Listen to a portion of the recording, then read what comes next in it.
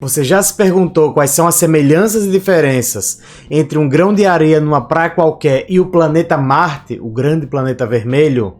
Não sai daí porque o vídeo hoje tá, top, papai. Fala, meu bichinho, professor Adam Medeiros na área. Voltei, papai, voltei. Você é maluco, é?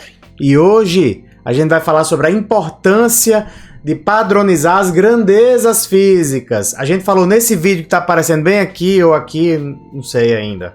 A importância da padronização das medidas e do Sistema Internacional de Unidades. Hoje a gente vai falar sobre a ordem de grandeza dessas medidas e desses padrões. O quão grande é uma medida, o quão pequena é uma medida. Então a gente vai falar sobre isso nesse vídeo de hoje, tá? Bom, vamos partir do pressuposto que a gente já sabe o que é uma grandeza física. Então a gente viu nesse vídeo que está aparecendo aqui em algum lugar sobre o que é uma grandeza física, que na verdade é a forma como a física mensura os fenômenos naturais que ocorrem na natureza. Pode gaguejar não, professor. Em outras palavras, essas grandezas físicas elas são medidas a partir de unidades e essas unidades elas são padronizadas pelo Sistema Internacional de Unidades, ou SI. Agora, será que eu consigo representar todos os fenômenos físicos a partir de uma unidade padrão? Por exemplo, será que eu consigo representar todos os tamanhos de todas as coisas que ocorrem no universo apenas com 1 metro? Então a gente vai falar sobre isso no vídeo de hoje, tá? Para isso, vamos abrir o quadrinho que vai aparecer agora aí, ó. Do lado desse meu rosto lindo, maravilhoso que minha mãe me deu. Você filma e fala, você é o bichão mesmo, hein, doido? Então, ó, eu trouxe duas coisas interessantes aqui para vocês terem uma ideia, uma noção do que eu tô falando, tá? A gente já falou aqui sobre as unidades no sistema internacional, tanto para o comprimento, que é o metro, quanto para o tempo, que é o segundo, certo?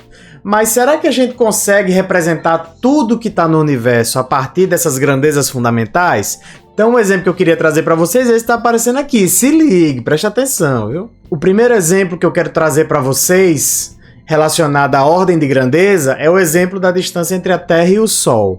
Então, ó, já se sabe que a distância entre a Terra e o Sol é 149 bilhões e 600 milhões de metros. É metro para mais de metro, né, papai? Ave Maria. Já o tempo para a Terra dar uma volta completa, um giro completo em torno do Sol, é 31 milhões 536 mil segundos. Então eu vou fazer duas perguntas para vocês.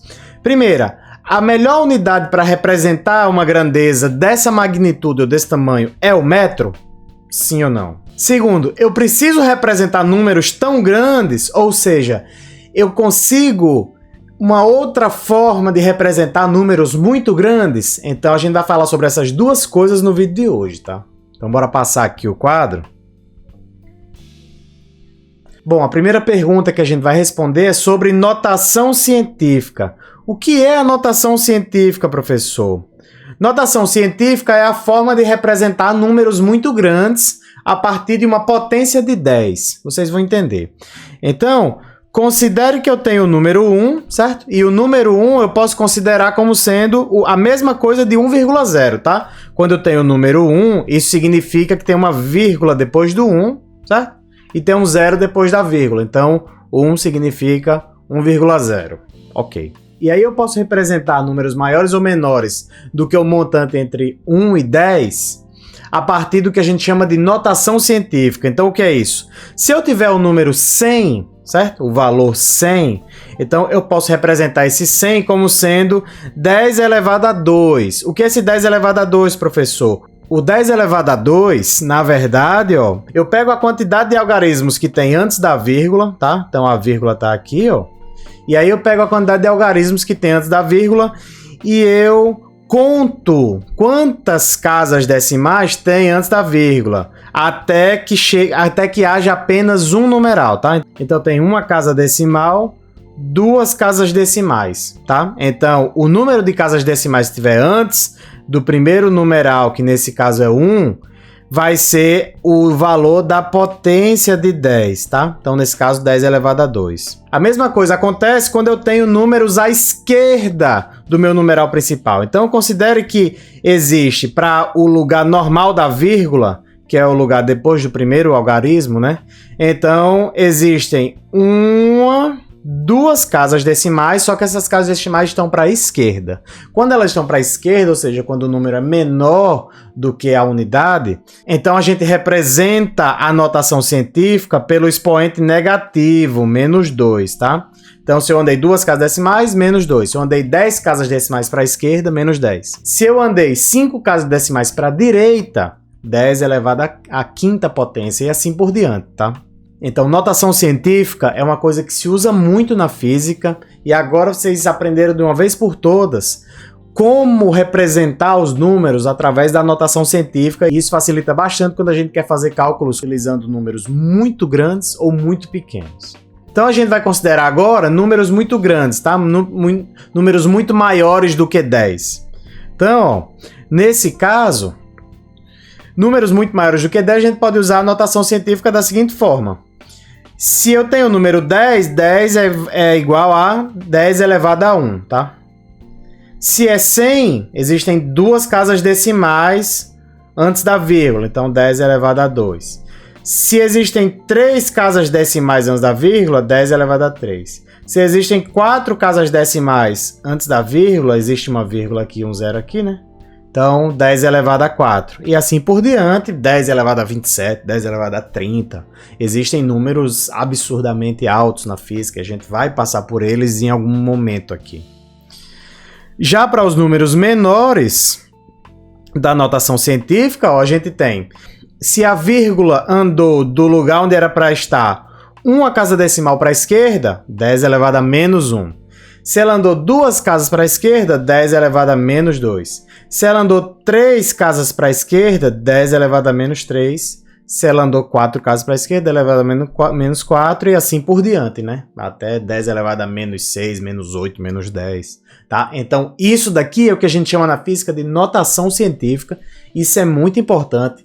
E se vocês tiverem dúvidas ou quiserem que eu produza um conteúdo ou faça um vídeo só resolvendo exercícios de manipulação de notação científica, deixa os comentários aí embaixo que o pai faz. O pai nunca decepciona, tá? A outra coisa que eu quero falar nesse vídeo de hoje é sobre múltiplos e submúltiplos. Lembra que eu falei sobre aquele número absurdamente alto que representa a distância entre a Terra e o Sol, ou o tempo em que a Terra leva para dar uma volta completa em torno do Sol? Bom, na verdade, existem formas de nós representarmos números muito grandes ou muito pequenos, que são os múltiplos e submúltiplos de uma unidade.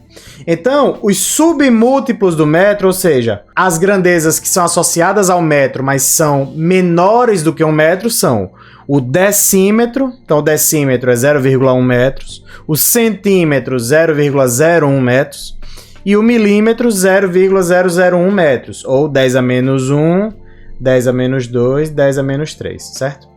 E aí, o que é muito usado também é o micrômetro, essa letra grega que parece um U aqui, certo? É a letra grega mi.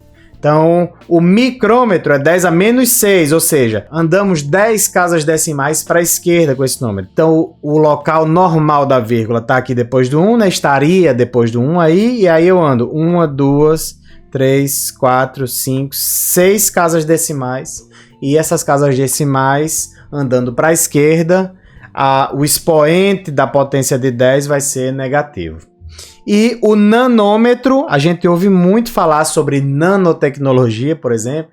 Então vão ser temas de vídeos aqui no canal ainda. Então o nanômetro significa 10 a menos 9 metros. Além dos submúltiplos do metro, existem os múltiplos também, que são os valores maiores do que 1 metro. Existe o decâmetro, que constitui 10 metros, o hectômetro, 100 metros, e o quilômetro, todo mundo sabe que 1 quilômetro é 100 metros, tá? Além do metro, o tempo também tem os seus submúltiplos. Então, 1 milissegundo é 10 a menos 3 segundos, ou 0,001 segundo. Eu tinha vírgula aqui, andei 1, 2, 3 casas para a esquerda, e aí, por isso, ficou 10 a menos 3, certo? Então, 1 milissegundo, 10 a menos 3 segundos. 1 microsegundo, 10 a menos 6 segundos. em 1 nanosegundo, 10 a menos 9 segundos. Existem aquelas escalas um pouco menores que são muito utilizadas, por exemplo, na Fórmula 1, quando você vê o Galvão Bueno falando assim, 1 milésimo de segundo, 1 décimo de segundo, 1 centésimo de segundo. Então, essas unidades também são submúltiplos do segundo, tá? Já para valores do tempo maiores do que 1 segundo, a gente também conhece os múltiplos do tempo, né? Então, 1 minuto são 60 segundos. Jesus, bati no microfone. Calma! O sangue de Jesus tem poder, tem poder, tem poder. 1 hora são 60 minutos, como cada minuto são 60 segundos, então 1 hora tem 3.600 segundos. E um dia tem 24 horas. Se cada hora tem 3.600 segundos, então um dia tem 86.400 segundos. É segundo que só Dedéu, né não? Já a massa, que possui como unidade no esquema internacional o quilograma, o submúltiplo mais famoso da massa é o grama, né? Então existem submúltiplos diferentes do grama, mas o submúltiplo mais famoso, ou mais conhecido, ou mais utilizado, na verdade, do quilograma é o grama, que vale 10 a menos 3 kg, 10 elevado a menos 3 kg, ou 0,001 kg. Já como múltiplos da massa, a gente tem 1 tonelada, que são 1.000 kg, ou 10 a terceira quilogramas, né?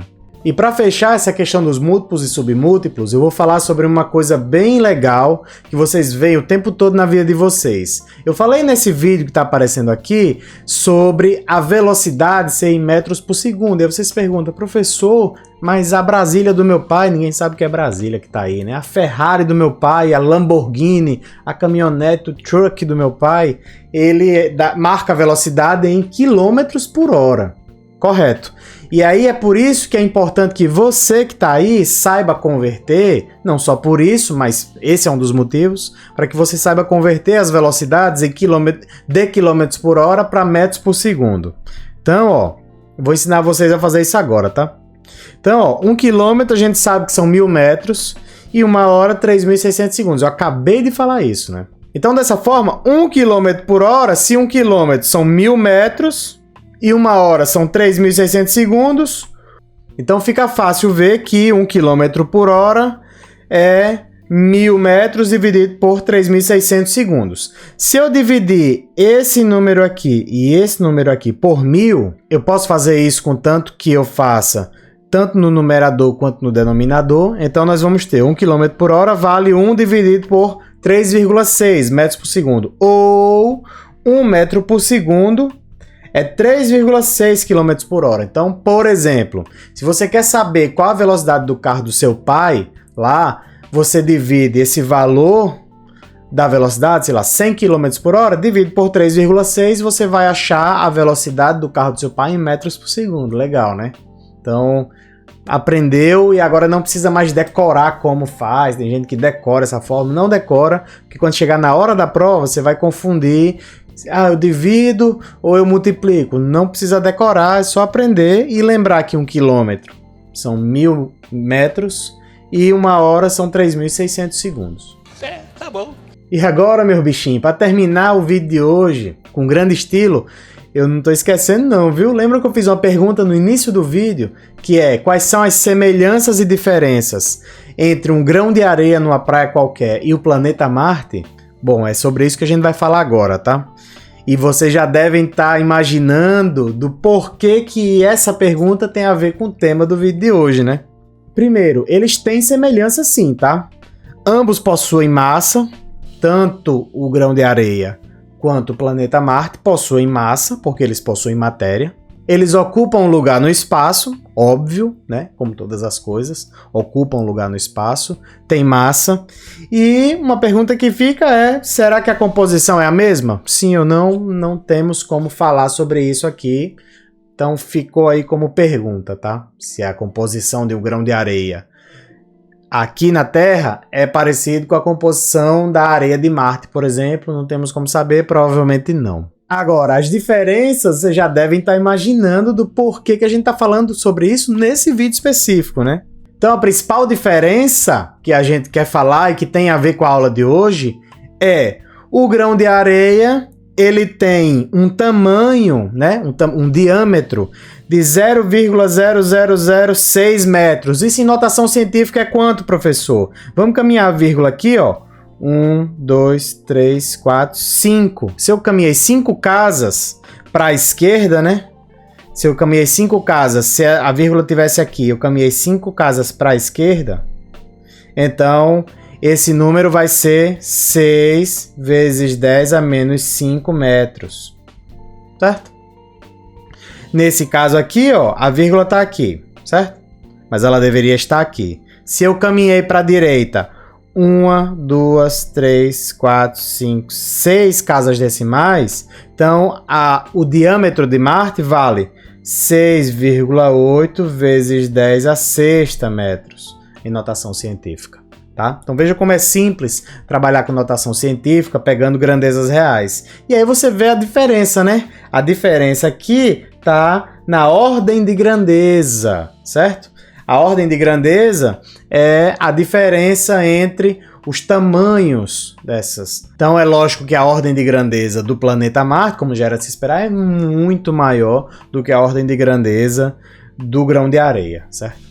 Se eu for olhar aqui, ó, existem 6 casas decimais para a direita e 5 casas decimais para a esquerda. Então há uma diferença de aproximadamente 10 elevado a 11 ordens de grandeza entre uma e outra, tá? Então é muita coisa. Por isso que, como é de se esperar, um grão de areia e o planeta Marte têm tamanhos absolutamente divergentes entre si, né? Tá aí agora aparecendo bonitinho para vocês, né? Que minha letra só Jesus na causa. Outra coisa que é muito divergente são as massas. A massa do grão de areia é 0,00000000035 quilogramas. Já a massa do planeta Marte não tem nem como dizer esse número, né? Mas tem 1, 2, 3, 4, 5, 6, 7, 8, 9, 10, 11, 12... 13, 14, 15, 16, 17, 18, 19, 20, 21, 22 zeros. Então, 6,4 vezes 10 a 23 quilogramas, né? Então, existe uma diferença de ordem de grandeza aí Então, são 23 para a direita, 10 para a esquerda. Então, a diferença da ordem de grandeza entre esses dois números é da ordem de 10 elevado a 33, certo? A diferença entre eles. Então, moçada, vejam que essas coisas, elas têm massa, elas ocupam lugar no espaço, elas têm semelhanças, pode ser até que seja do mesmo material, a gente em breve vai saber com essas explorações a Marte, mas a ordem de grandeza é absolutamente diferente. Então, por isso que vocês precisam, imagine se toda vez que eu fosse escrever a massa de Marte, eu tivesse que escrever esse número todinho, né? Não tem nem como. 1000, milhão, bilhão, zilhão, já perdi as contas. Então, imagine se toda vez eu tivesse que escrever um 6, um 4 e 22 zeros. Então, na verdade, é por isso que a física precisa das ordens de grandeza e precisa da notação científica, tá? Notação científica para poder representar grandezas muito, muito grandes ou muito, muito pequenas, tá bom? Então, meus bichinhos, é isso que eu tinha para falar com vocês hoje. Legal, foi interessante o vídeo de hoje, né? Ó, não se esqueça de deixar o comentário, pode falar qualquer coisa que a gente vai responder. Eu vou responder todos os comentários de todos os vídeos, prometo. E não deixe de se inscrever aqui no canal também e assistir todos os vídeos. A sua inscrição é muito importante, ajuda o canal a crescer e ajuda a trazer mais gente para a ciência mais maravilhosa de todas que o pai vive falando, é a física, tá? Siga também no Instagram, no TikTok, eu vou fazer umas dancinhas lá, prometo. Eu sou mais duro do que o robozão, mas eu vou chegar lá. Eu falei burro, né, ainda agora, misericórdia, será que eu sou burro também? E o Facebook, o pai tá lá também, hein? O pai tá em todas. Então, ó... se inscreve aí, vai ficando por aí, porque tem vídeo toda semana, toda terça e quinta tem vídeo, tá? Obrigado pela força de sempre, valeu e fui, papai!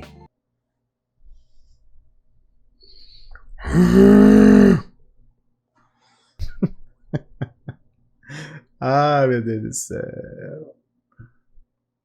Fui!